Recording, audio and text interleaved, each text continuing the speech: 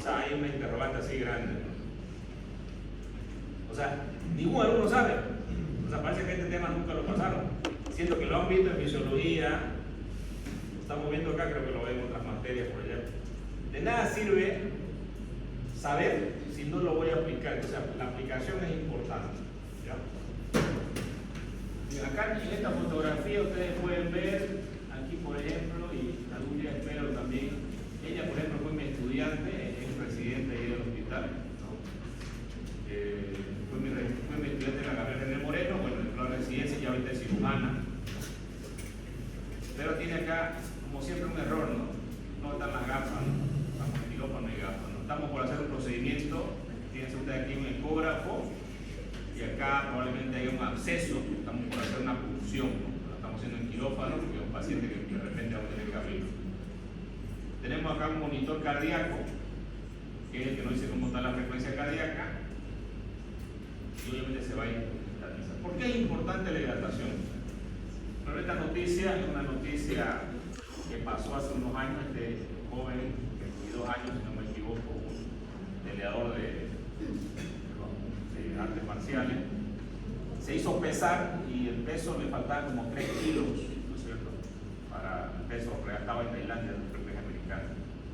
Y de pronto dijo, me voy a poner, o sea, hacía calor allá, creo que sea 40 grados, se puso una chamarra, se fue a correr para perder un poco de líquido, ¿no es cierto?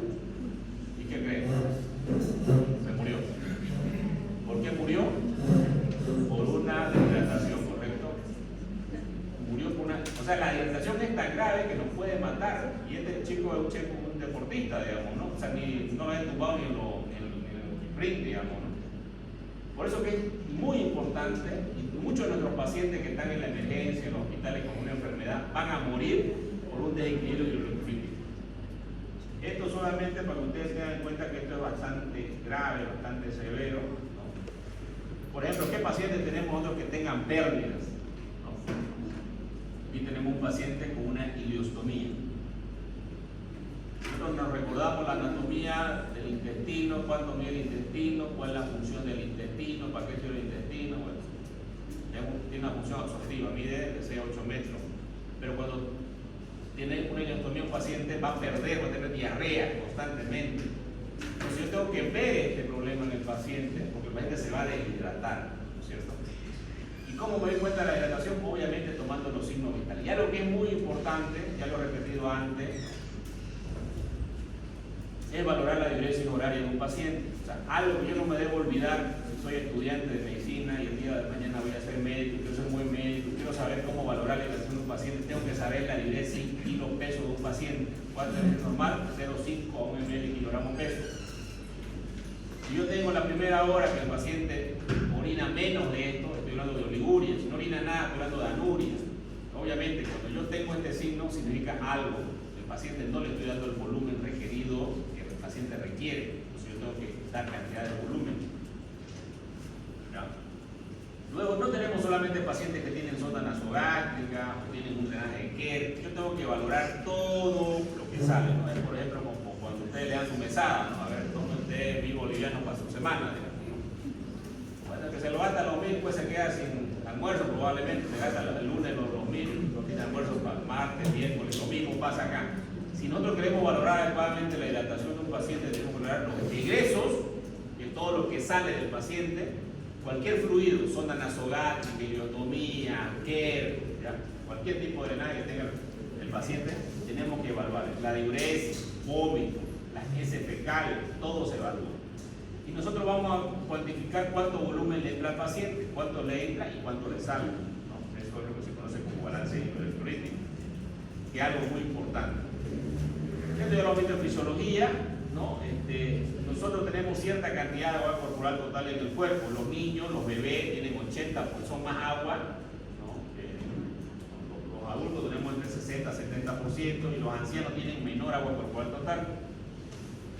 Esto es importante en el momento en que nosotros vamos a hidratar a un paciente, ¿no? Tenemos que saber más o menos si está en qué edad. A un niño es muy fácil sobrehidratarlo. ¿Por qué? Porque pasa que tenga mucho volumen, el niño es pequeño, entonces yo tengo que calcular el porcentaje de volumen de acuerdo al peso que tiene el paciente. Y también es muy fácil sobrehidratar a un anciano, porque el anciano necesita menos cantidad de líquido y aparte tenemos siempre dos problemas en los ancianos, problemas renales y problemas cardíacos. Los problemas renales van a hacer que el paciente no orina adecuadamente y de repente puedo sobrehidratar. Un problema cardíaco de bomba, que el paciente su corazón no distribuye adecuadamente la cantidad de líquido que estoy brindando a la aurícula derecha, también le puedo causar un edema agudo pulmón. Entonces, en estos pacientes yo tengo que tener cuidado, tanto en niños como en ancianos. En niños, porque tengo que calcular adecuadamente el peso corporal total y tengo que dar adecuadamente el volumen de requerimiento del niño. En los adultos que tienen buena función renal y buena función cardíaca no voy a tener muchos problemas. Estos volúmenes son importantes y tenemos también que entender cuál es el volumen intracelular y el volumen extracelular, ¿no? Más o menos se calcula que dos partes, el 40%, o sea, 30.8 litros es intracelular y 1.3 es extracelular, 11.2. El agua extracelular, que es el que más nos interesa porque es el que realmente nosotros vamos a, cuando colocamos una vía endovenosa, una venoclisis, una vía central y vamos a mostrar volumen, tenemos que saber a dónde va este volumen, ¿no? Tenemos el plasma, que es un 5%, el líquido intersticial, que es más o menos, el líquido articular que es bastante bajo, menos del 1%, si no me equivoco, aquí tenemos. Entonces el agua corporal total es 60% de un adulto mayor, líquido intracelular 40%, líquido intracelular 20%, líquido intracelular 15%, líquido intravascular 5%. Este líquido intravascular nos interesa mucho cuando hablamos de los pacientes choqueados, por ejemplo. El líquido transcelular 1 a 2%, significa más o menos 1 a 2 litros. Entonces esto es lo mismo. Ya dijimos que los recién nacidos de niños puede llegar al 80%, en los adultos más o menos el 60%, las mujeres un poco menos, 50%, los ancianos tienen, algunos dicen hasta 40%, aquí es 52%. ¿Qué es lo que yo tengo que valorar y qué me interesa, ¿no? Por ejemplo, los adultos, un adulto de 70 kilos aproximadamente requeriría entre 2.000 y 3.000 cc de agua, pero obviamente yo tengo que saber la cantidad mínima y máxima que puede requerir un paciente y obviamente ahí va a depender del ambiente, ¿no es cierto? Por ejemplo, una regla muy sencilla que no hay que olvidarse es la regla 30-50. ¿Qué significa esta regla? Que si un paciente pesa 70 kilos, yo multiplico por 30 ml, 2100. Y si multiplico por 50, 3500. Entonces, mi volumen máximo que le tengo que dar en 24 horas al paciente puede ser 3500, mi volumen mínimo 2100. ¿No? Ahora, depende si el paciente puedo alimentarlo por vía oral o solamente endovenoso. Si es endovenoso, tengo que calcular el goteo, ¿no? Si quiero dar 3 litros en 24 horas, por ejemplo, ¿a qué goteo le voy a dar? 20 gotas es igual a 1 ml. Entonces se calcula aproximadamente para dar 3 litros al día, una regla muy sencilla, 40 gotas por minuto, le voy a dar 3 litros en 24 horas. Entonces, si este paciente no va a ingerir ningún tipo de alimento y se ha operado del colon, por ejemplo, entonces tengo que darle 3.000 ml de líquido en 24 horas. ¿A cuánto le voy? A 40 gotas. ¿No? Si quisiera darle menos, tengo que calcular las gotas que le voy a dar. ¿Ya? Entonces, esa es una regla muy sencilla. Por ejemplo, otro caso que es importante, un paciente se me deshidrata, me llega a la emergencia deshidratado, o de pronto voy y lo veo a un visita, un paciente que tiene una inyectomía y lo veo que está taquicárdico, está taquineico, no ha orinado la última hora, orinó muy poco, orinó 20 ml, está oligúrico. Entonces a este paciente le hago una carga. ¿Ya? ¿Qué es la carga? Es la cantidad de líquido que yo voy a administrar en ese momento. Igual hay una regla muy sencilla, que es la regla 15-30. ¿Qué significa esta regla? Que le damos entre 15 a 30 ml kilogramos peso en esa hora. Por ejemplo, el paciente pesa 70 kilos, multipliquen 70 por 15, ¿cuánto sale? ¿Alguien tiene que calcular? 70 por 15. 1050. 70 por 30. 2100. Entonces, a ese paciente que está deshidratado, ¿no?, que pesa 70 kilos, yo le puedo dar entre 1050 a 2100 una carga. ¿Qué significa eso? Que agarro y le digo, pásale el suero a chorro, que este suero pase en 30 minutos, lo más rápido posible. Y eso es una carga de líquido. ¿Y qué voy a valorar yo en esa hora? Cómo están sus signos vitales y sus diuresis. Al finalizar esa hora, digamos que son las 10 de la mañana, yo detecté a un paciente que está deshidratado en piso, en sala, o que llegó a la emergencia y quiero hacer una carga de líquido. Obviamente, entendiendo que no tiene una sobrecarga del ventrículo derecho, entendiendo que no es un paciente que tiene insuficiencia renal, ¿no?, porque ya vi los laboratorios, veo que no tiene signo nuclear para determinar un problema cardíaco, o algún signo que me detecte o antecedente que diga que el paciente es cardiópata. Si no es cardiópata, puedo dar esta cantidad de líquido. ¿Y qué voy a tener yo a la hora? Los signos vitales, si yo hidraté adecuadamente a este paciente, los signos vitales van a mejorar, su frecuencia cardíaca va a ir disminuyendo, ¿no? Su diuresis, que es el principal marcador, va a empezar a mejorar, va a tener una diuresis más de 0,5, si no orinó 20 ml, tendría que orinar, si está a 70 kilos, 35, 40 o 50 ml. Esto me quiere decir que el paciente lo estoy hidratando adecuadamente. ¿Ya? Eso cuando hablamos de tratamiento. Bueno, si el paciente está ingiriendo alimentos, ¿no?, también muchos de los alimentos tienen agua, ¿no?, y obviamente a veces no podemos medirlo adecuadamente de acuerdo a lo que el paciente consuma. Pero también pueden haber pérdidas excesivas o pérdidas insensibles que vienen a estar por la respiración, más o menos 0,5 un cc. Esta pérdida es, ¿no?, que uno cuando respira la pierde. Pérdidas por el sudor, esto sí es importante. En nuestro medio, que algunas veces hace mucho calor, tenemos pacientes que no pueden deshidratar, ¿no? En una sala de los hospitales tienen aire acondicionado, el paciente no sufre mucho de calor, pero en otros lugares no, y el paciente puede deshidratarse. Pero también el paciente puede tener fiebre, ¿no?, una fiebre constante, y la fiebre también lleva a deshidratar al paciente. Pese a que aquí no está, la persona dice por sudor, pero también la fiebre puede llegar a perder grandes cantidades de volumen de líquido, ¿no? Se calcula más o menos 250 ml por cada grado centígrado de temperatura elevado del paciente. Pérdidas por S. Las pérdidas por S por día son entre 100 a 150 cc. Pero en sudor extremo hay pacientes que pueden perder, por ejemplo, hasta 6 litros pueden perder por el sudor. O sea, gran cantidad. Las pérdidas por la diuresis se calculan de 0,5 a 1 ml de kilogramos peso hora, que es el principal marcador. Entonces, este es un balance hídrico, ¿no? Todo lo ingerido con todos los eliminados. Y nosotros tendríamos que tener, si hablamos de un balance positivo o negativo, que es importante en muchas enfermedades, ustedes lo van a valorar. Por ejemplo, porque el paciente, séptico, se empieza a desmatizar, se empieza a hinchar el paciente, empieza a haber líquido que va al intersticio. Y esto obviamente por la infección, por la citocina, por todo lo que ustedes quieren, ¿no?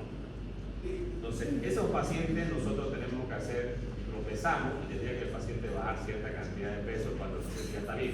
Por ejemplo, digamos que es una colecistitis aguda y el paciente está con una aséptica, ¿no? Operamos al paciente, sacamos la vesícula y el paciente los días siguientes, que ya no hay proceso séptico, va a empezar a mejorar. Y el paciente, nosotros vamos a valorar que este paciente va a empezar a perder líquidos, va a empezar a bajar el edema, porque ya pasó la enfermedad de la infección. Y obviamente este paciente puede tener un balance positivo. ¿Qué quiere decir esto?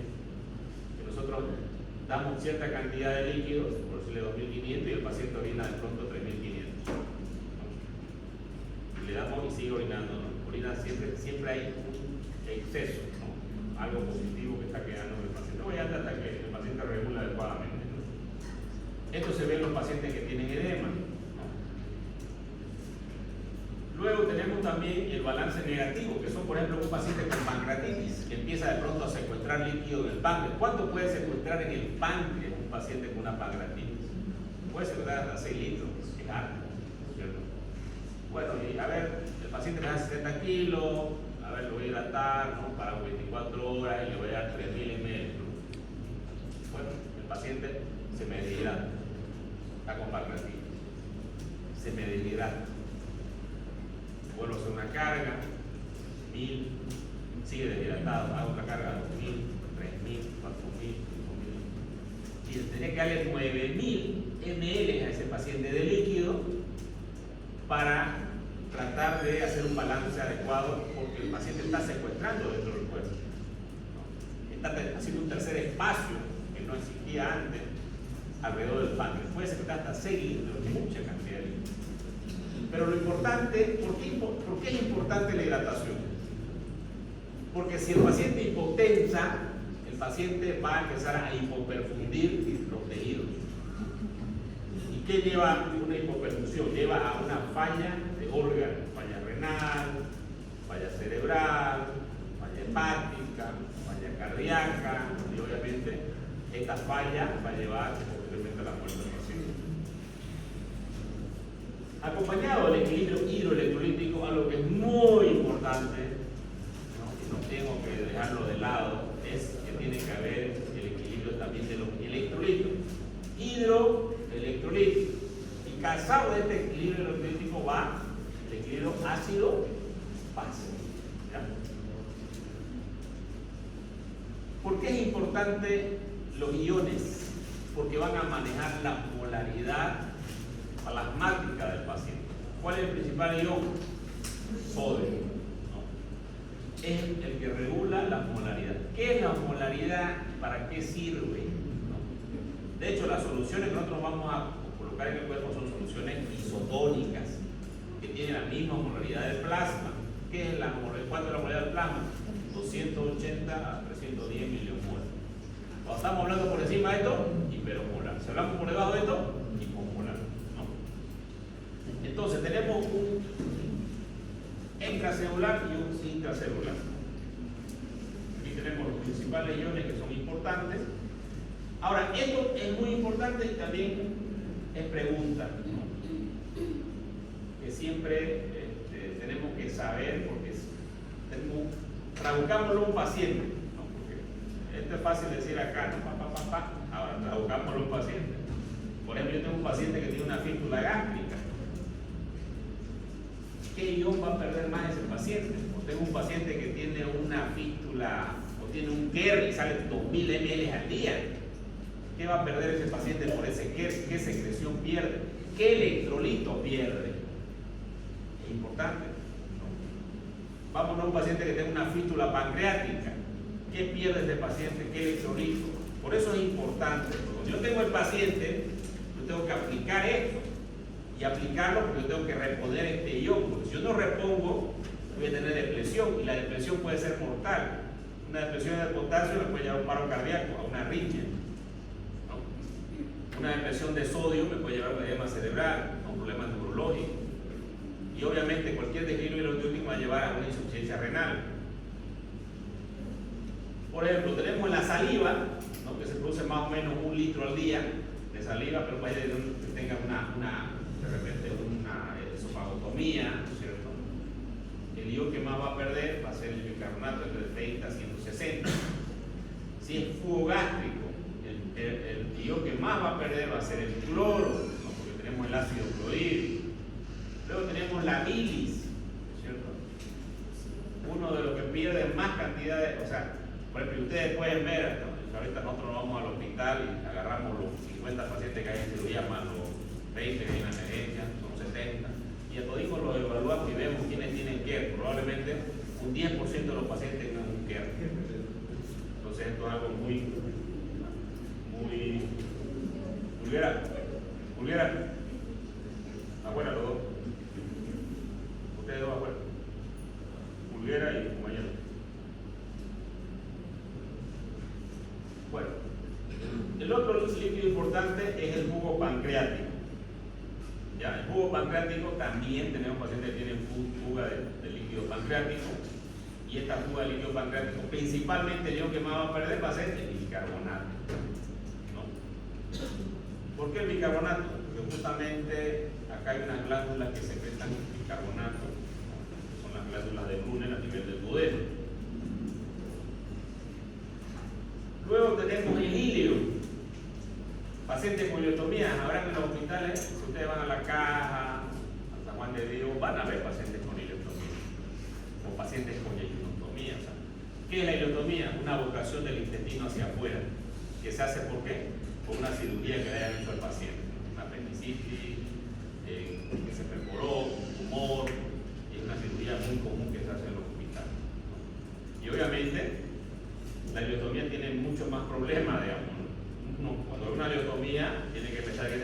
la complicación más grave que puede hacer es un desequilibrio hidroecolítico.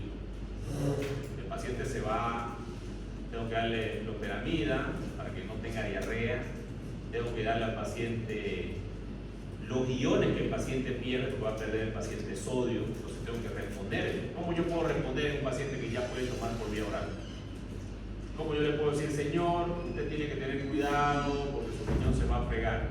Pero vámonos a la aplicación práctica, ¿no? El paciente hoy día es su día de alta. En el hospital yo lo tenía hidratado, está con loperamida, pero ya no lo voy a hidratar más. Inclusive lo dejo 2 días en el hospital para que no se me deshidrate. Porque ¿qué es lo que va a pasar con ese paciente si se deshidrata? Cuando vuelva, el paciente va a llegar con insuficiencia renal, ¿cierto? Entonces, ¿qué voy a hacer yo para que ese paciente no llegue a hacer eso? Recomendaciones. Como las recomendaciones se le da a los estudiantes, ¿no? Se le dice estudien, se le dice que es difícil, o sea, cuando uno es residente, todo el mundo abandona, no porque digamos, son de cristal. No sé, yo no creo que sean de cristal, ¿no? Yo creo que no se preparan para ese momento, o no se adaptan. ¿Que no se adapta? No. Entonces al paciente le tengo que decir, señor, usted tiene que vigilar cómo es su orina. Si su orina es oscura, significa que usted necesita más hidratación.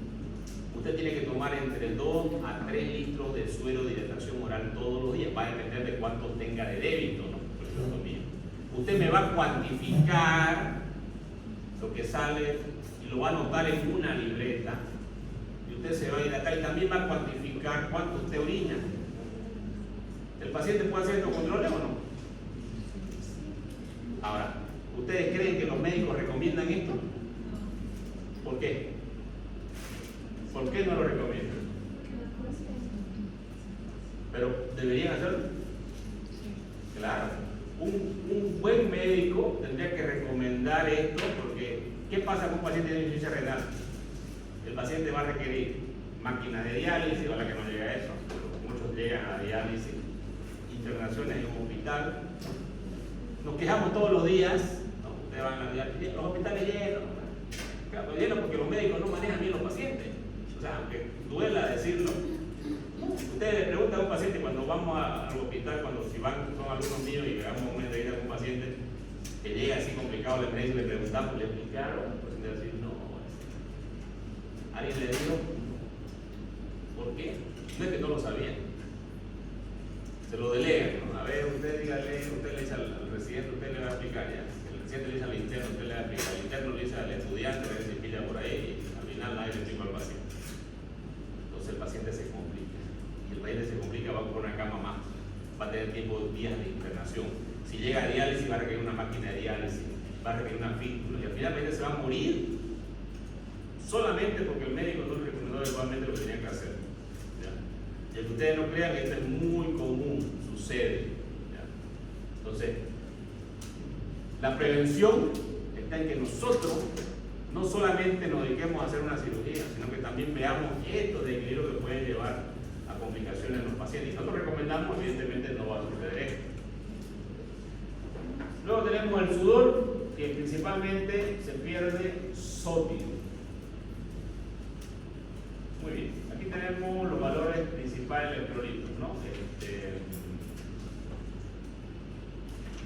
Los hidrogeniones, el bicarbonato, la presión de los valores de gasometría, lo saben. Muy bien.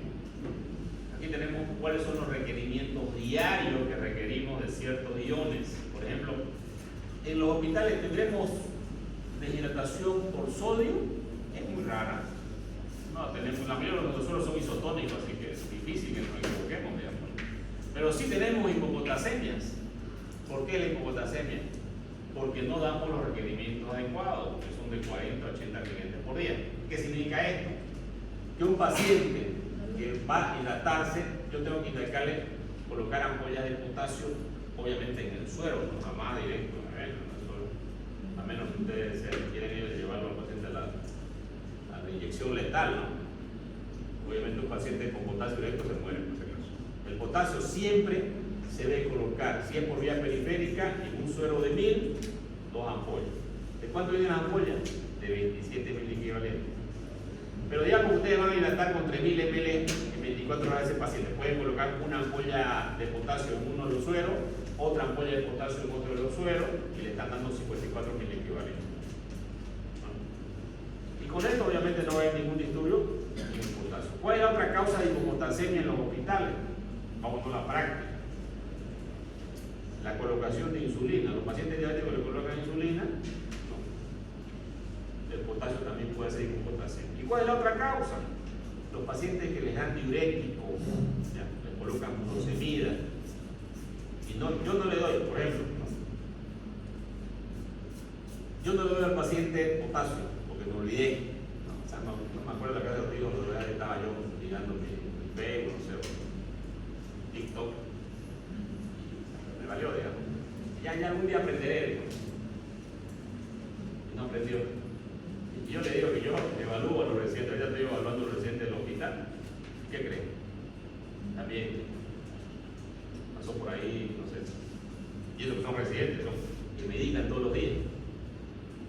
Yo no puedo creer cómo hay personas que haciendo un trabajo no pueden aprender, o sea, no lo entiendo. O sea, a mí no hay lógica. ¿Ya? Si yo todos los días opero y todos los días veo pacientes deshidratados, no puedo pensar que yo no sé evaluar un paciente deshidratado.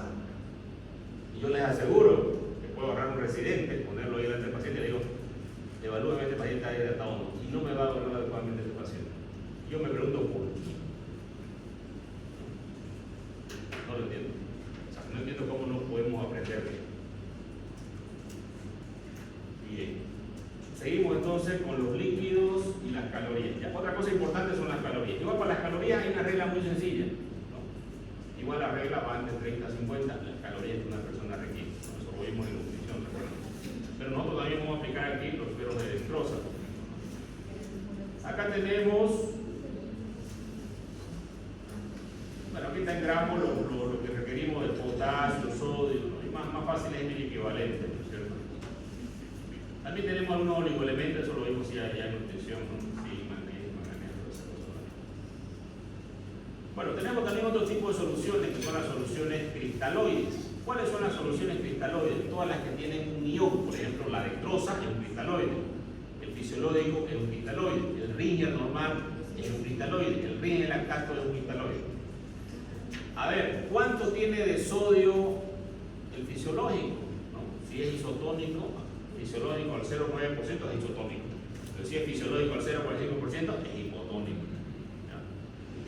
Si yo a ese sodio le pongo ampollas de soletrol sodio, que son así, vienen al 20%, lo voy a hacer al suero hipertónico. La glucosa al 5%, isotónico. Al 10%, hipertónico. El Ringer lactato, ¿no? Lo más que tiene aparte del sodio, tiene lactato. Y el Ringer normal tiene 4 miligramos de potasio por cada litro de suero. Esos son los cristaloides más comunes que nosotros usamos en el hospital. Luego tenemos los coloides, ¿no? Y estos coloides van a ayudar a la presión coloidosmótica que dan las proteínas. Por ejemplo, tenemos la albúmina, un frasquito así carísimo, ahorita está más caro, por ejemplo, al 20% que viene, y puede llegar a mejorar la presión coloidosmótica de un paciente, pero no alimenta, por si acaso. Ya hay un error común ahí que dice, no, pongámosle esta albúmina. Una cosa es la albúmina que ustedes comen, una clara de huevo, y otra cosa es la albúmina que entra por un suero. La albúmina que entra por el suero solamente sirve para mejorar la presión coloidosmótica, tiene una media de 8 y 10 horas. Entonces, ¿qué me va a ayudar? Si yo tengo mi paciente que tiene normales de 3.5 para arriba de albúmina, tiene menos de 2.5, este paciente va a empezar a hacer edemas, ¿no? Por hipoalbuminemia. Entonces, el paciente le debo colocar albúmina entre cada 8 horas o cada 12 horas para mejorar la presión coloidosmótica. ¿Pero lo estoy alimentando? No. Porque la vida media de la albúmina se va a acabar, ¿no? Me va a ayudar solamente a mejorar la presión coloidosmótica, no es alimento, ¿ya? Sin embargo, la albúmina que se come por vía oral, esa sí es alimento, ¿ya? O la albúmina que produce del hígado, ¿no? Luego tenemos los coloides artificiales, el dextrano, los almidones y los derivados de la gelatina, ¿no? Estos medicamentos, estos de acá, estos coloides, nosotros utilizábamos en emergencia cuando teníamos sangre, plasma, se llamaban expansores plasmáticos. ¿Qué pasaba? Tenemos un paciente que está choqueado, trauma, que sangró, ¿no? Entonces vamos a agarrar al paciente, le ponemos estos coloides y vamos a hacer que en el intravascular nuevamente aumente la presión por osmosis. Pero el paciente mejoraba su presión, mejoraba su dureza y obviamente nos daba tiempo para terminar una cirugía y tenía también cierto efecto a nivel de la coagulación.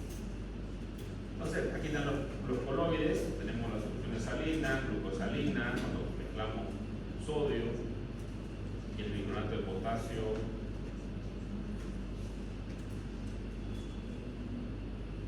Aquí tenemos soluciones cristaloides, las que tienen electrolito, glucosa, y las soluciones coloides, que son los famosos expansores plasmáticos.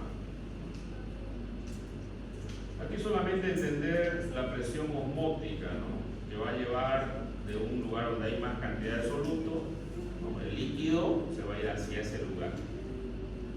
Por eso, si yo agarro, por ejemplo, y tomo sal,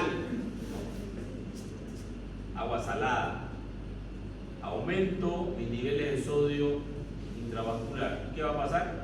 Todo el líquido se va a ir al intravascular, no se puede aumentar la presión, ¿no? La persona. En cambio, si yo tomo agua nomás, ¿no? Digamos que yo necesito sodio, pero todo el día le meto agua. Agua, 2 días, solo agua. Probablemente, como el agua es hipotónica, ¿no? Mi sangre también se va a hacer hipotónica, porque no estoy ni consumiendo el sodio ni el potasio. ¿Y qué es lo que va a pasar? Se va a dar un edema cerebral.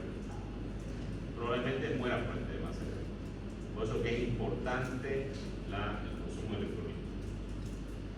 Las soluciones hipertónicas las usamos en medicina en 2 cosas. Uno, para bajar los edema cerebral, por ejemplo, hacemos sodio al 3%. Nos medicamos, nosotros tenemos un paciente con edema cerebral por trauma, por ejemplo, se medica al 3%. La facilidad de usar con el sodio hipertónico. El sodio hipotónico solamente lo usamos en aquellos pacientes que tienen una hipernatremia. ¿Ya? Y lo usamos de a poco, porque tampoco podemos dar de golpe. Hipernatremia tiene que darse paulatinamente, porque también puede llevar a una degeneración póntica, se llama, a nivel del cuello. Aquí tenemos nosotros el volumen de sangre que puede haber un paciente. Tenemos los glóbulos rojos, tenemos el plasma y tenemos las células blancas. Normalmente el volumen sanguíneo va entre el 7% del peso corporal. Entonces, si una persona pesa 100 kilos, normalmente su cantidad de litros que tenga dentro de la sangre, los vasos sanguíneos deberían ser unos 7 litros, ¿no es cierto? Esto es importante porque si una persona pesa 50 kilos, 60 kilos, yo tengo que sacar el porcentaje de volumen corporal total, o sea, del peso real del paciente. Y de acuerdo a esto, el porcentaje, ¿no es cierto? 45% son glóbulos rojos y lo demás viene a ser plasma.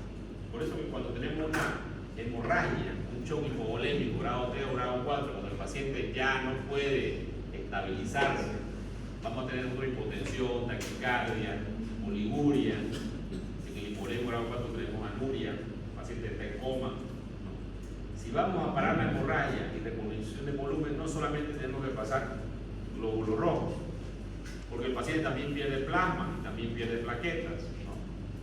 Este paradigma cambió en el último tiempo, porque antes usaba la sangre total, luego después dijeron no, hagamos solamente debemos el glóbulo rojo, pero en realidad hoy día se sabe que debemos usar siempre uno y uno de glóbulo rojo, uno de plasma y uno de plaquetas. Esas son las nuevas normas, las últimas normas internacionales.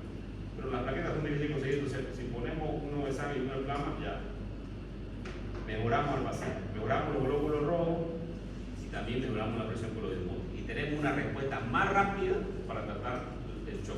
Pero obviamente, si no paramos la hemorragia, solamente reponemos volumen, no va a servir de nada. Esto cuando hablamos de pérdida total. Bueno, acá lo que dijimos, hipotónica, isotónica, hipertónica. Conceptos claros que los Hipertónica va a ser por encima de los 310 miliomoles, hipotónica va a ser por debajo de los 280 miliomoles, isotónica va a ser un valor que va a ir entre medio de las soluciones que van a ser hipertónicas, ¿no? Van a sacar de la célula el líquido, ¿no? Las soluciones isotónicas van a hacer un equilibrio en la célula y las hipotónicas le van a aumentar, ¿cierto? Entonces, una solución hipotónica puede ser un edema cerebral, ¿no? Y si quiero mejorar un edema cerebral que fue por trauma, uso soluciones hipertónicas como el sodio del 3%. Y ahora lo mismo, aquí tenemos un suero fisiológico que como vienen, ¿no?, a comprar.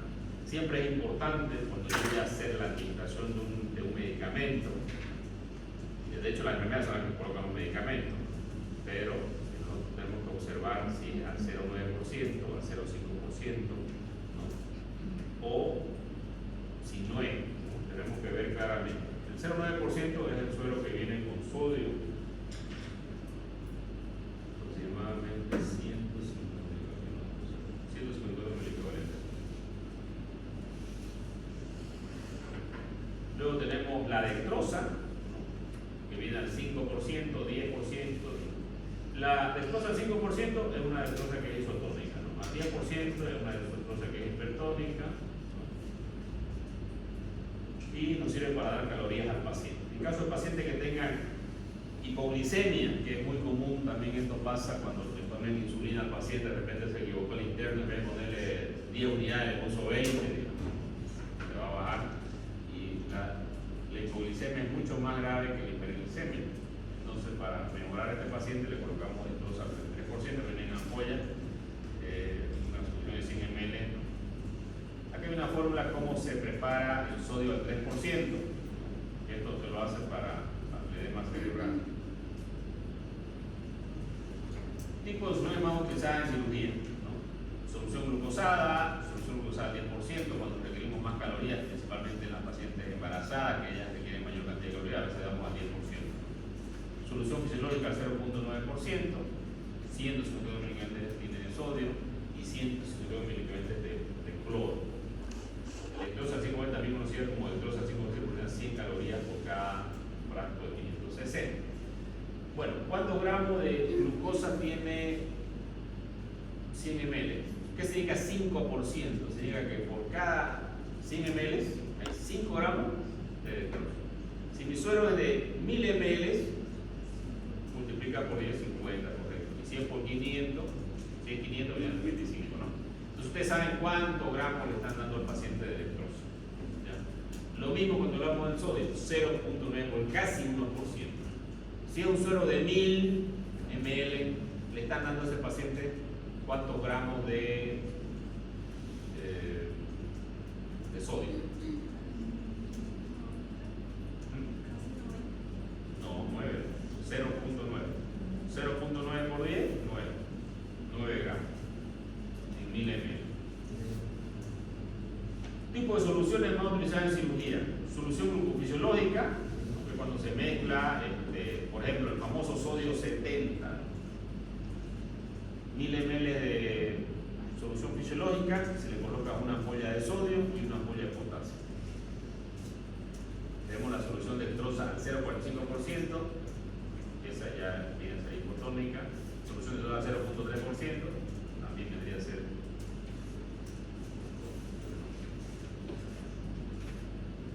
Aquí está. El potasio, ¿cómo viene el potasio? Siempre hay que tener cuidado, por ejemplo, viene al 20%, 27 miliequivalentes. Ya, aquí hay que tener mucho cuidado. Una vez a mí me pasó algo que, bueno, yo digo, ¿no?, es la ley del comedido, no es que soy tan comedido. Bueno, es mi dicho. Resulta que operé a una paciente que tenía una fístula biliar y le hice una biodigestiva, hacía larga. Bueno, llegué en la noche, estaba el turno en la noche, me operé en el día y en la noche estaba el turno y vengo al hospital y la veo a la paciente. Ay, doctor, estoy dolorida. Me dice, mire, mi vida sin filtro no me han podido poner el suero, los calmantes.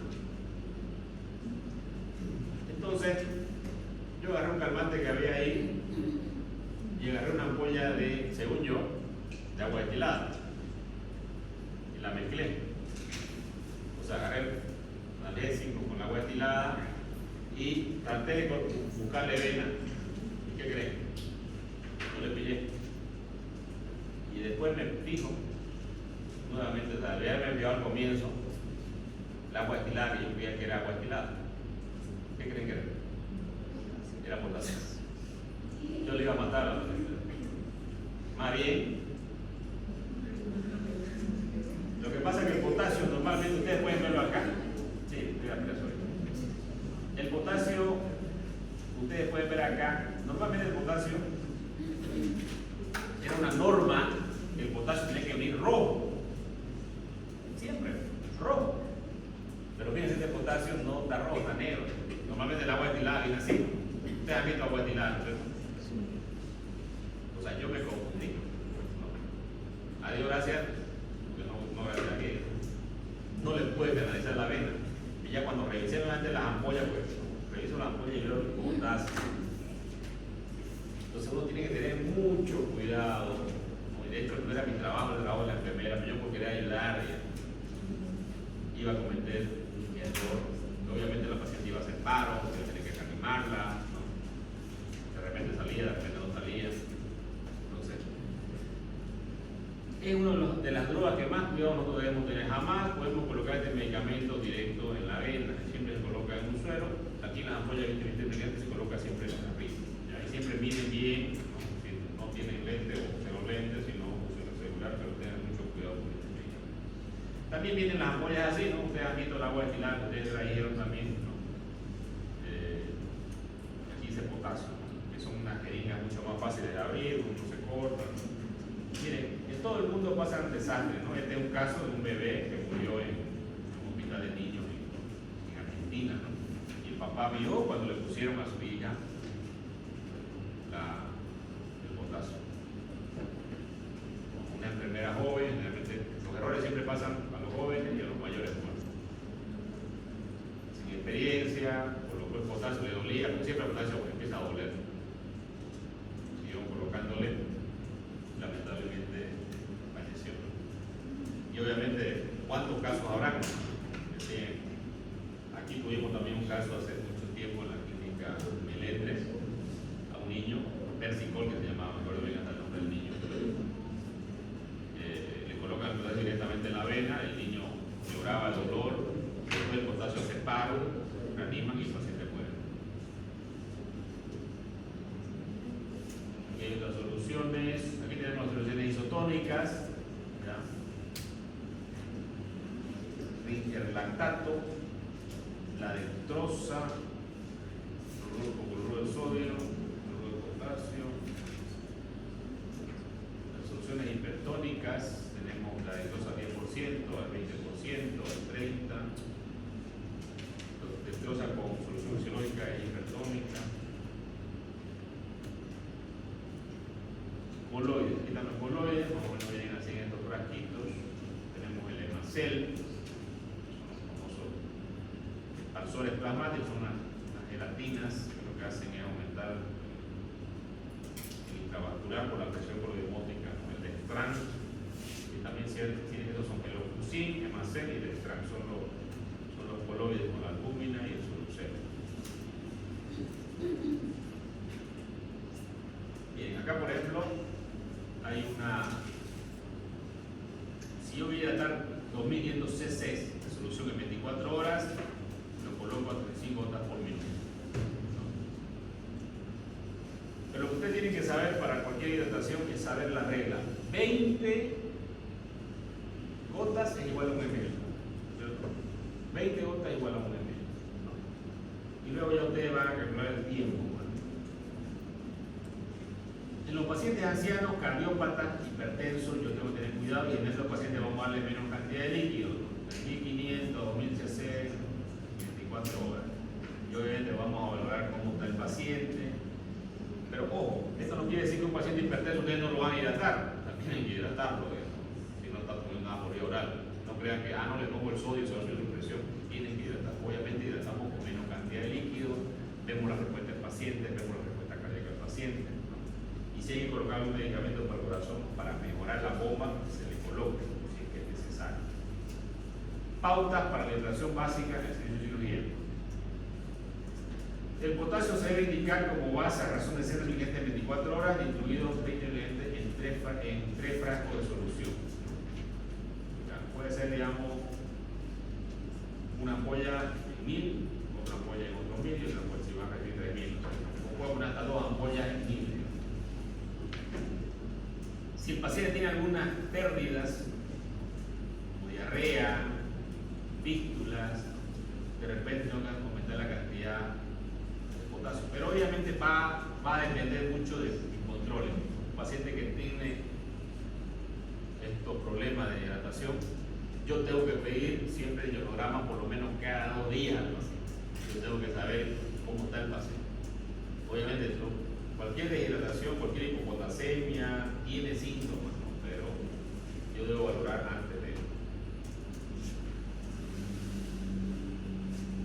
Si yo tengo problemas de hidratación de un paciente y tengo que, paciente anciano principalmente, algunos tienen que colocarse una vía central. ¿Para qué se coloca la vía central? Para medir la presión venosa central. ¿Por qué es importante la presión venosa central en pacientes cardiópatas? Por el momento yo sé, si está aumentada, tengo que bajar la cantidad de líquido administrado. ¿Cuánto es aumentada? Más de 12 centímetros de agua. Significa que lo voy a sobrehidratar al paciente, que le voy a producir un edema agudo de pulmón. Si está muy baja, significa que necesito darle más volumen, que tengo que aumentar mi goteo. ¿Ya? Algunos pacientes requieren presión, o sea, vía central, no todos, algunos sí, otros no, va a depender de las situaciones del paciente. Balance hídrico, ya lo que dijimos, el balance de los ingresos y los egresos.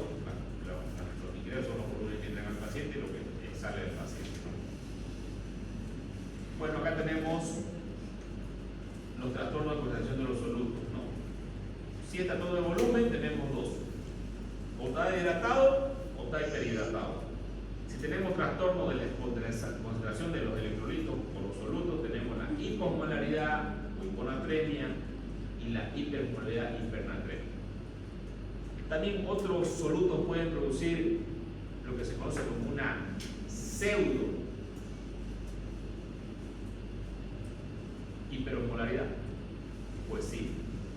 ¿Cuáles son los otros solutos importantes dentro del plasma? La glucosa y la urina. Entonces un paciente, por ejemplo, ¿no? ¿Han escuchado ustedes los diabéticos como hiperosmolar? La glicemia está tan elevada en la sangre que producen como hiperosmolar. Y los pacientes urémicos que no pueden desechar la urea, que es un producto terminal de la proteína, también pueden llegar a ser un disturbio hiperosmolar por la falta de eliminación. Por eso requiere la diálisis. Si no sacamos esto, pues el paciente va a hacer disturbios también acompañado de esto hidroelectrolíticos. Trastorno de la composición electrolítica. Tenemos la hipercalemia, la hipercalcemia, la hipermagnesemia, la hiperpotemia. Así como tenemos hiper, también tenemos hipo. Cada una de ellas da ciertas manifestaciones que la vamos a ver en los pacientes. Algunas son raras, como la hipopatemia, pues los hiper o hipo son muy raras, pero se ven en los pacientes. ¿Cuáles son las causas que me van a llevar a una deshidratación? Tenemos las pérdidas gastrointestinales, una diarrea, por ejemplo, sudoración excesiva, pérdidas renales, por ejemplo, ¿no? Un paciente con insuficiencia renal o diuresis osmótica, por ejemplo, como la diabetes insípida, abuso de diuréticos, ¿no? Hay personas que toman diuréticos para perder líquido, ¿no es cierto? Insuficiencia suprarrenal. Tenemos luego cuál es la clínica, ¿no? Lo primero va a ser la piel, ¿no? Va a perder la turgencia, vamos a tener ojos hundidos, va a haber hipotensión, va a haber taquicardia, va a haber pulso débil, hipotermia, frialdad, shock hipovolémico, debilidad, calambre, apatía, confusión mental, oliguria. Todos estos son signos de una degeneración severa en los pacientes.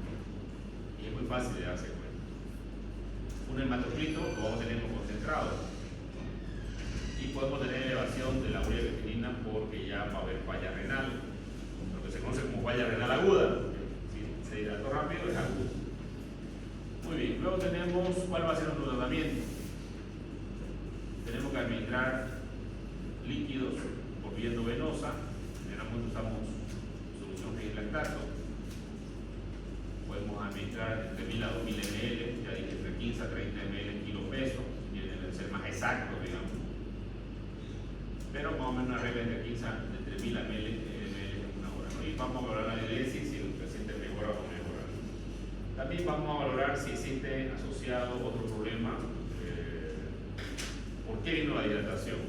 Si es por diarrea, o si es por una leucemia, o por vómito, o por falta de hidratación del paciente. ¿Qué sucede con la hiperhidratación? ¿No? Resulta que el riñón probablemente no funciona adecuadamente, ¿no? Entonces esto puede ser por una insuficiencia cardíaca también, o por una anemia que tenga el paciente, donde el líquido está yendo hacia el espacio. Patologías renales, como diabético, la famosa colitis, o también pueden ser iatrogénicas. Clínicas, edema agudo del pulmón, en los más graves, en los ancianos, sistema respiratorio, signos de sobrecarga circulatoria, crepitante, testores y edema en las zonas de clima.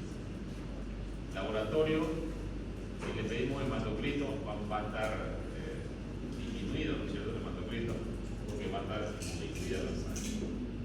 Tratamiento, mantener balance hidroelectrolítico, restringir ingresos hasta corregir el balance negativo de agua y potasio, edema agudo del pulmón, tratamiento rápido.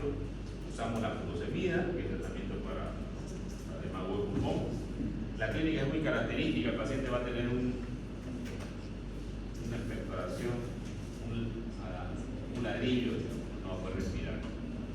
Y obviamente frente a esto tenemos que rápidamente iniciar furosemida endovenosa. Inclusive se le hace la famosa pompa de furosemida, que es colocar en un suero, ¿no?, o en 100 ml varias furosemidas para que el paciente pueda eliminar el exceso de líquido y pueda mejorar los síntomas pulmonares. Luego tenemos la hiponatremia o la hiposmolaridad, que viene a ser cuando está el sodio por debajo de 135. ¿Cuáles son las causas? Administración excesiva de agua o de dextrosa. Estaba intentando al paciente, no le di soluciones cristaloides, o hubo depresión de potasio, o muchos diuréticos se utilizaron en el paciente como furosemida o tiazidas. Y también tenemos la polidipsia psicógena, ¿no? Los pacientes que tienen problemas mentales, psiquiátricos, que ya toman agua, ¿no? Eso lo conocemos como polidipsia. Y luego tenemos la aspiración endodigestiva clínica. El sodio va a estar entre 100 y 125, el paciente va a tener astenia, anorexia, náuseas, calambre, va a estar obnubilado completamente.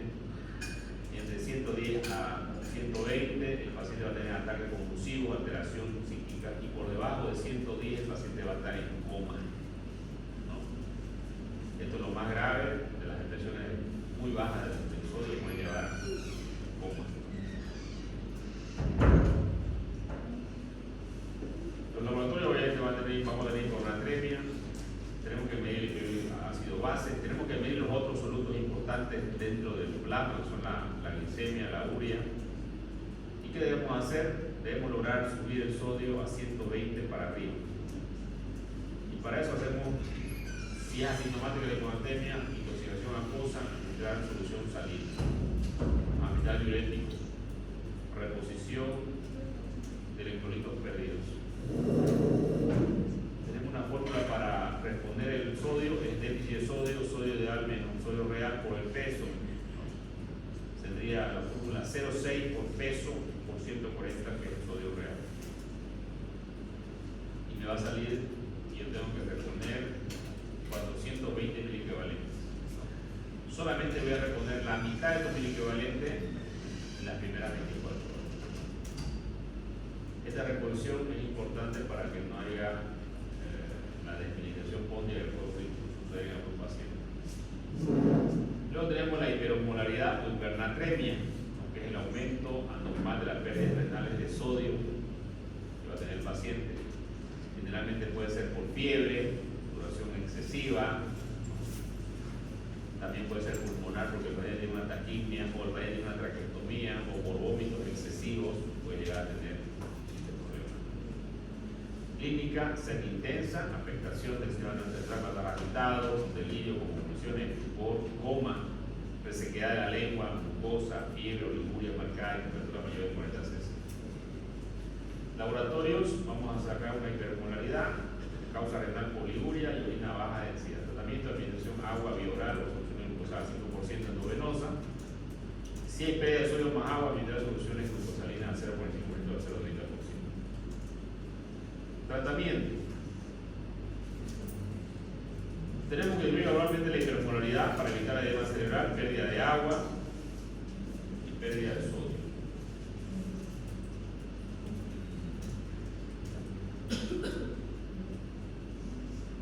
Hipocalemia.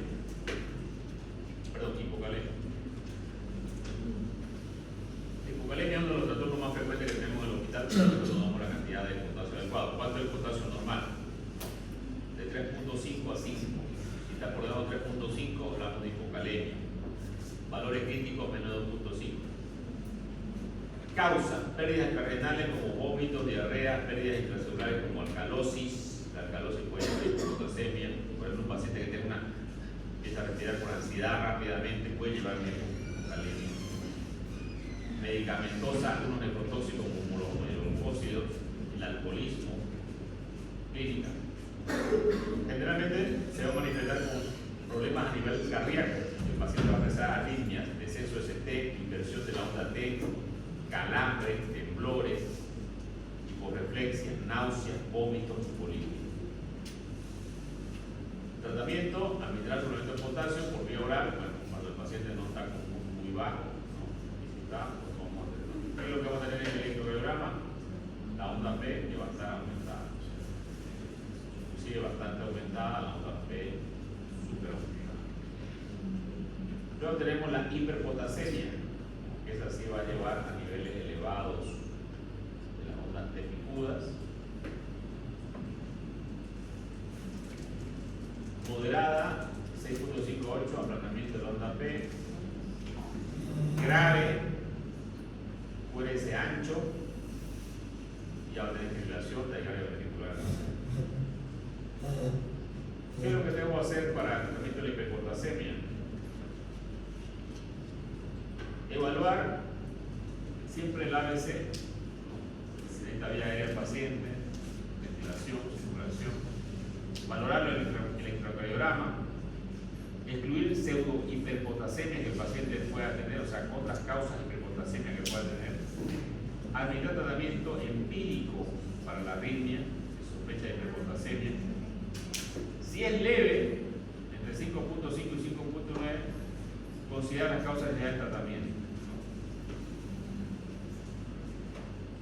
Si es moderada, entre 6 a 6.4, y hay cambios electrocardiográficos, puedo utilizar el calcio. ¿Cuál es la función del calcio? ¿Me va a mejorar el potasio? No.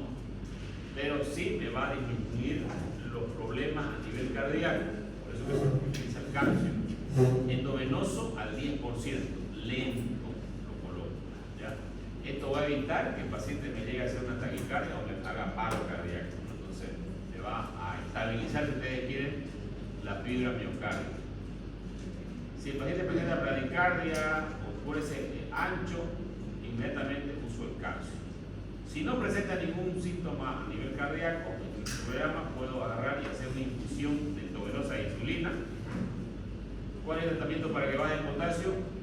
Colocación de insulina y dextrosa. ¿Cuánto coloco de dextrosa? 25 gramos con 10 unidades de insulina. 25 gramos. Si tengo un suero al 5% de 500 ml,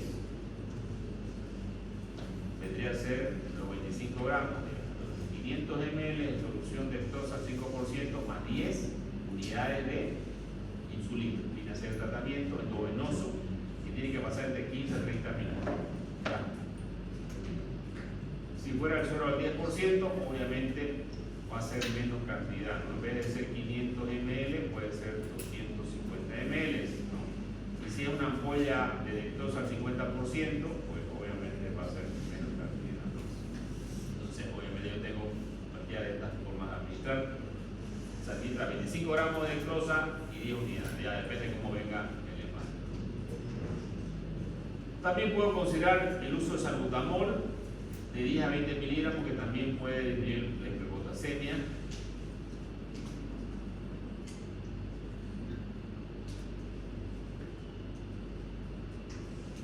Luego lo tengo que valorar valorar nuevamente los valores de potasio para ver si ha mejorado con el paciente.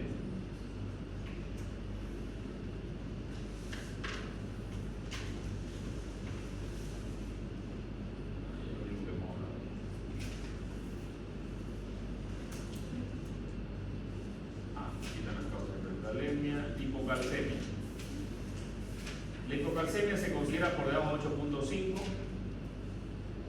requiere vitamina D, hipoluminemia, hipomagnesemia, pancreatitis, mala absorción, medicamentos, furosemida, barbitúricos, calcitonina, nefropatía,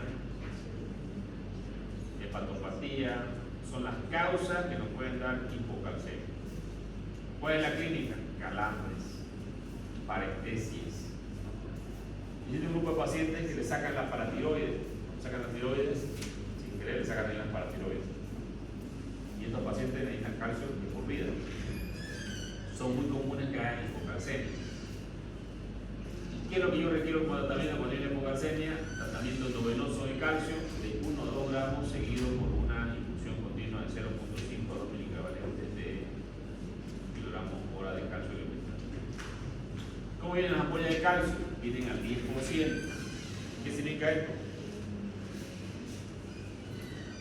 Que una ampolla de 10 ml, una ampolla de 100 ml de calcio al 10%, debe ser 10 gramos en 100 ml. Si yo le saco a esto solamente 10 ml, me tiene que hacer cada ampolla de 10 ml 1 gramo de calcio. ¿Sí? A ver, ahí está, para que no se olviden, por si acaso.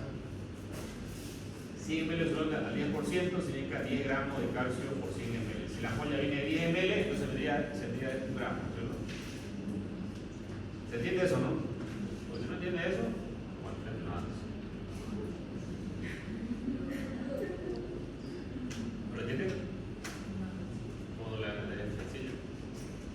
Es lo mismo que hablamos del suero.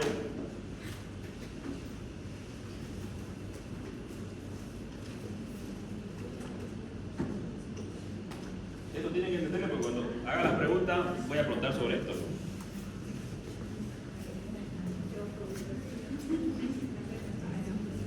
Porque si no entienden esto, tampoco van a saber cómo darle al paciente las cantidades, ¿no? Si decimos 5%, esto es igual a decir 5 gramos por 100 ml. ¿Ya? Si yo digo, por ejemplo, al 10%, significa 10 gramos por 100 ml. Si yo, por ejemplo, acá digo, quiero saber cuánto hay en 10 ml, en 10 ml va a haber 1 gramo, o sea, es una regla de simple muy sencilla. Si el medicamento viene al 0.9%, igual significa que si tiene por cada 100 ml, tiene 0.9%, o sea, 0.9 gramos.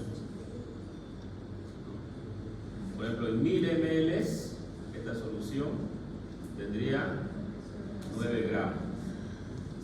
¿Ya? Entonces, depende de qué solución. Si es destroza, estamos hablando de glucosa, pues, ¿no? Si ahorita es calcio, estamos hablando de calcio, ¿no? Si es magnesio, el magnesio también viene al 10%, la ampolla al 10%, ¿no? Por ejemplo, tenemos el sodio y el potasio que vienen en ampollas de 20 ml, ¿no? Viene, por ejemplo, el sodio al 20%, ¿no? ¿Qué significa esto? Que por 20, hay 20 gramos por 100 ml, ¿no? Pero depende de cuánto es la ampolla, si la ampolla es de 10 ml, si la ampolla es de 20 ml, ¿no? La ampolla de sodio son de 20 ml, ¿no? Una cosa son los gramos y otra cosa muy diferente son los miliequivalentes, ¿ya? Por si acaso, no se van a confundir, ¿no? Por ejemplo, esta solución que tiene 0,9 gramos en 100 ml, ¿no? En 1000 ml tiene 9 gramos. Esta solución tiene 154 miliequivalentes de sodio, si hablamos de sodio, ¿no? Estamos hablando de sodio. Entonces, ya nada. Bueno, saqué una foto, veanlo de nuevo, en vez de ver sus películas, esa que ven, vean lo que le va a servir.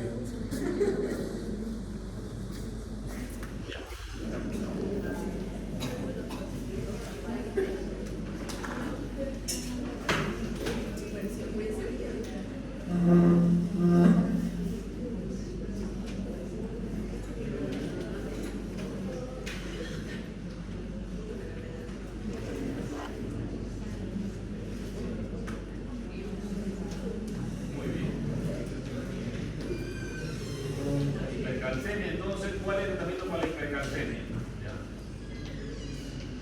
Hidratación al paciente con solución al 0,9% dosis de 200 cc por hora, furosemida, hemodiálisis en algunos casos si no baja, glucocorticoides, calcitonina si el problema es por falta de la paratormona, bifonato que bloquea la presión de ósea también se puede usar en algunos pacientes que tienen hipercalcemia porque tengan otro problema,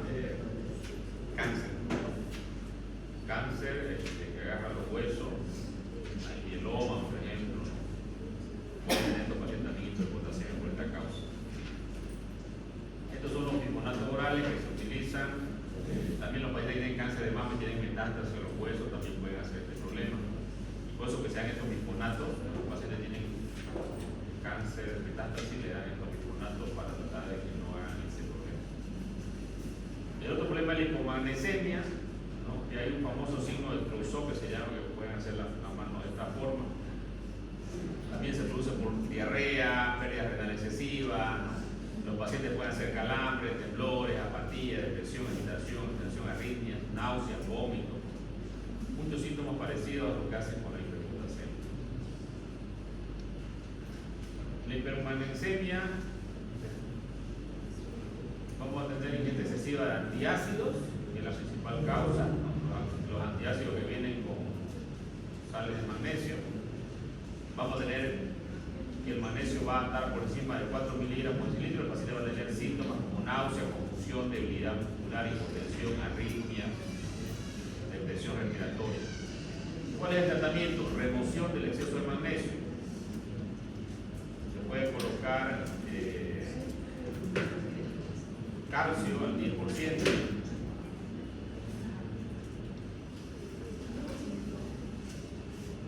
En caso necesario se puede usar diuréticos y hemodiálisis. Hipofosfatemia, generalmente se ven en pacientes muy desnutridos, pacientes alcohólicos que no solamente ingieren alcohol, la causa más. También de vitamina D, clínica, puede llegar a iniciar insuficiencia respiratoria, confusión, calambres, temblores, cardiopatía, anorexia, náuseas, vómitos, mialgia. Tratamiento oral, si el paciente no puede tolerar, se puede dar oral el fosfato. Si no tolera, pues está en estado muy mal, se puede usar endovenoso de 0,8 a 0,16 miligramos para los menos de 4 horas y repetir si es necesario. Hiperfosfatemia suele suceder cuando hay calcificaciones metastásicas en articulaciones y tejidos blandos y se asocia también a hipocalcemia. Dar compuestos ligadores de fosfato como las sales de calcio, hidróxido de aluminio de 500 cc 6 veces al día. Aquí tenemos los trastornos del pH, ¿no? Que hablamos de los trastornos. Tenemos la alcalosis respiratoria, la alcalosis metabólica, la acidosis metabólica, acidosis respiratoria, ¿no? Y va a estar comandada por ciertos síntomas. Por ejemplo, cuando hablamos de la alcalosis respiratoria, tenemos un PCO2 que va a estar por debajo de lo normal. ¿Cuánto es el PCO2 normal? 35-45.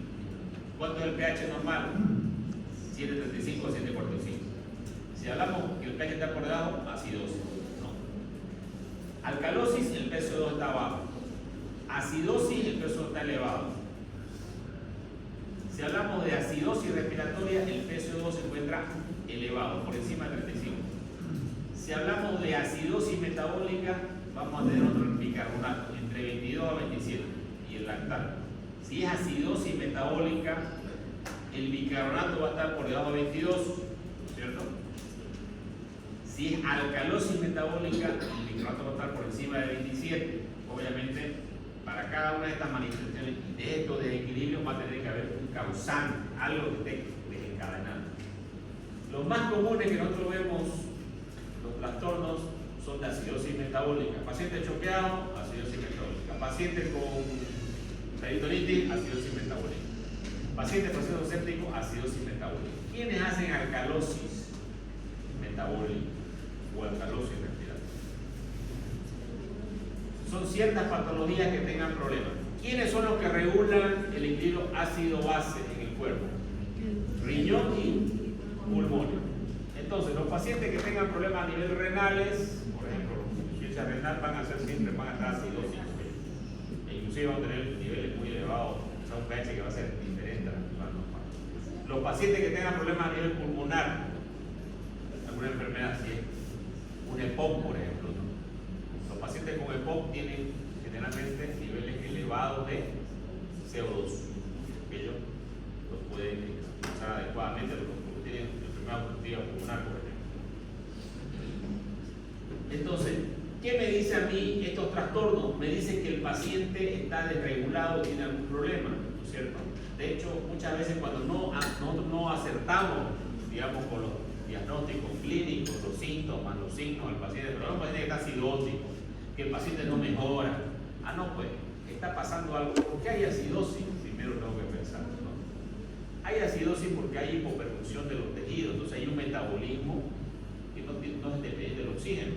Entonces el paciente está empezando a formar ácido láctico en las células del cuerpo. Y ese ácido láctico, ¿no?, se va a traducir en una acidosis metabólica. Vamos a tener nosotros un paciente que va a tratar de compensar esa acidosis metabólica y va a empezar a respirar rápido, ¿no? Va a tratar de hacer una alcalosis metabólica para compensar esa acidosis metabólica. ¿Y por qué respira rápido? Respira rápido porque trata de secretar, ¿no?, la acidosis que tiene el paciente, y por eso que uno de los signos más fidedignos que existe en una emergencia, se valora, por ejemplo, el famoso QSOFA, lo que valora lo resumido de un paciente grave. Usted controla su respiración del paciente, la respiración va a estar rápida, va a estar taquipnéico. Un paciente con acidosis metabólica siempre está taquipnéico. Puede ser que no esté taquicárdico, porque si tiene un marcapaso, tiene beta bloqueante, no va a responder el corazón, pero siempre va a estar taquipnéico. Por eso que yo siempre debo valorar la frecuencia respiratoria. Yo quiero saber la gravedad de un paciente y veo que respira rápido, rápidamente me doy cuenta que el paciente. ¿Por qué? Porque el paciente tiene una acidosis metabólica que está tratando de compensar. Sin hacer una gasometría, clínicamente yo me puedo dar cuenta de esto. Si yo entiendo que la amortiguación de este sistema me indica que hay un desfase en el paciente, yo voy a tener una acidosis leve, una acidosis grave, una acidosis que es compensada, que no es compensada. ¿Cuándo hablamos de compensación? Yo digo acidosis metabólica compensada cuando el pH está dentro de los valores normales, 7.35, 7.45, pero tengo mi percolato que está debajo de 22. Está acidótico este paciente y está, ¿no?, con un PCO2 que también se encuentra bajo, tratando de compensar, ¿no?, haciendo una alcalosis, pero es compensado porque no, el pH no se alteró, ¿no? Cuando yo digo que ese pH o que ese paciente está descompensado, cuando mi pH ya sufrió una alteración, mi pH para decir ácido debajo de 7.35, 7.30 acidótico, 7.20 más ácido, 7.10 acidosis grave, probablemente a punto de morir el paciente. Son pH que ya el paciente está muy grave porque el cuerpo está luchando. La gasometría lo único que nos indica que el paciente está desequilibrado. ¿Dónde? Es nosotros que tenemos que ir a buscar dónde. Pero si el paciente está, mientras más acidótico esté, va a estar más grave. Y acompañado a la acidosis, a la alcalosis respiratoria, acidosis metabólica, también viene tener los disturbios hidroelectrolíticos, ¿no?, porque esto va ligado, esto va de la mano, ¿no? Entonces yo tengo que compensar esto. Para compensar tengo que ver cuál es el problema. Si el problema es hidratación, me ha hecho una acidosis metabólica por deshidratación, una diarrea excesiva, vómitos excesivos, una ileotomía que se le excesiva el dinero, lo tengo que hidratar, ¿no es cierto? Hidrato al paciente y el paciente mejor. Digamos que no es esto, es un shock hipovolémico hemorrágico controlo la hemorragia, coloco volumen y el paciente tiene que mejorar. ¿Y para qué es importante, doctor, el pH? Porque me indica el pronóstico de gravedad de un paciente. Yo sé por el pH, y en todas las escalas de gravedad se manifiesta. Un pH grave significa que el paciente está cerca de morir. Si nosotros queremos medir y saber el pronóstico de un paciente, vamos a hacer las valoraciones de la gasometría arterial, que se nos hace terapia, UCI, emergencia. Hacemos ver la severidad de la enfermedad que tiene el paciente. Puede ser una deshidratación, puede ser un shock hipovolémico, puede ser un foco séptico intraabdominal, ¿no? Entonces, cualquier tipo de enfermedad que el paciente tenga, también puede ser a nivel obstructivo, una neumonía, ¿no? Por ejemplo, un paciente que tenga un problema renal también puede hacer estos disturbios, ¿no? Y siempre vamos a tratar de compensar la parte alta con la parte baja. Y obviamente, por ejemplo, una alcalosis metabólica me lleva a una hipocalemia. La hipocalemia me lleva a problemas de arritmia cardíaca, si ya tiene algún problema de arritmia. Y todo esto de repente empezó por náusea o vómito, o también le va a causar náusea o vómito al paciente de la alcalosis metabólica, ¿no? Y esto puede aumentar, y es un círculo vicioso hasta que el paciente llega a la muerte. La acidosis respiratoria, por ejemplo, tengo depresión del centro respiratorio, ¿no? Ayer estaba viendo un programa que decía que los obesos, por ejemplo, tienen el famoso síndrome de Pickwick, ¿no? De pronto, no había un profesor, no era mi profesor, pero pensaban que estaba dando la clase y se dormía. Y los alumnos también se dormían. Y después lo despertaban. Ese es el síndrome de Pickwick, ¿no? ¿Qué pasa? Que el paciente al no poder respirar, el CO2 se va aumentando y ya cuando está elevado ya el cerebro se activa y despierta. Entonces, este es un síndrome que ocurre muy comúnmente en los pacientes obesos. De noche despiertan de forma súbita, ¿no? Porque dejan de respirar. Y esto es porque los niveles de CO2 se han elevado bastante. Cuando hay un defecto del sistema respiratorio, también el sistema renal trata de retener el bicarbonato para no excretarlo y de esta forma trata de compensar la acidosis metabólica con una alcalosis. Perdón, la acidosis respiratoria con una alcalosis metabólica. Bueno, esto de la alcalosis, que es lo más común que se ve en los pacientes, nosotros teníamos las famosas distonías neurovegetativas. Son pacientes que, por ejemplo, qué sé yo, el doctor que me llegaba una vez un turno 5 de todos los turnos. Uno era una chica de 13 años, 14 años, 15, creo que vio a su papá con otra mujer y el papá tenía su esposa que estaba en España, una chica que no se movía, respiraba rápido, distonía neuropatía. Luego apareció otro que era una señora que su marido, creo que la miró otra señora, no sé, también llegó a lo mismo. Tampoco se movía y respiraba rápido. Entonces, estas personas de pronto no se mueven y empiezan a respirar rápido, ¿no? Y hacen una alcalosis. Y uno de los tratamientos que hacemos en la emergencia es colocarle una bolsa, ¿no? Para que puedan retener CO2. Porque llegan a respirar tan rápido que hacen una alcalosis respiratoria y de pronto inclusive empiezan a hacer hipocalcemia también, calambre. Le colocamos una bolsa y el paciente empieza a mejorar, ¿no? Empieza a retener CO2 y a veces le colocamos un sedante, ¿no? Generalmente agarramos la mano y la tratamos de caer encima de la cara y nunca cae la mano encima de la cara. La pestaña está así, se mueve rápido. Entonces son crisis de histeria, ¿no? Y también se ve en hombres por si acaso, ¿no? Y es muy común verlo, ¿no? Puede producir una alcalosis respiratoria.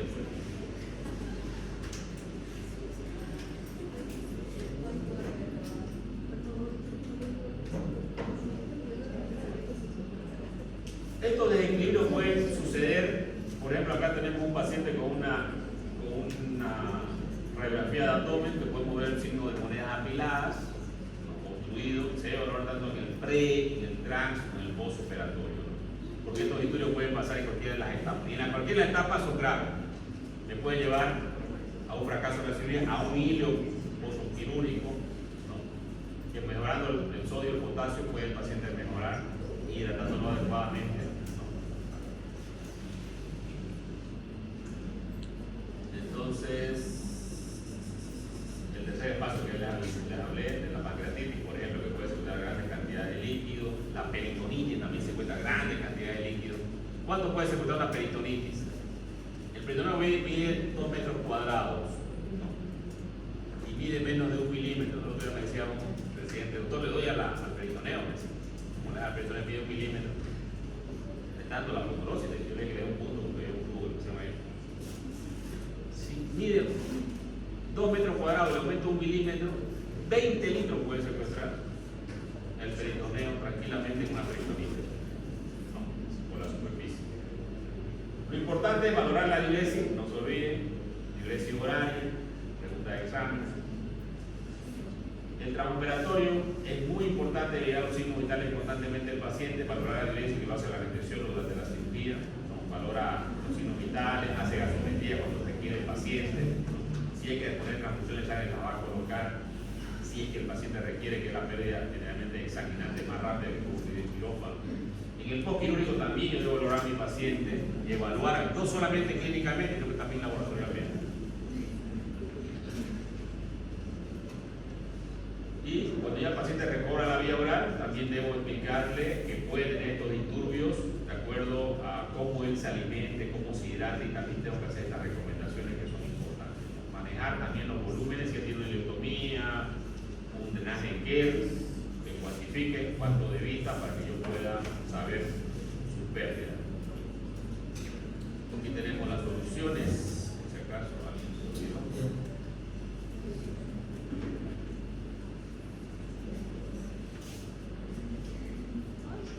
Esto es lo mismo que ya le expliqué de las soluciones. Lo tienen en el libro. Muy jóvenes, ya está el tema, entonces va a pasar.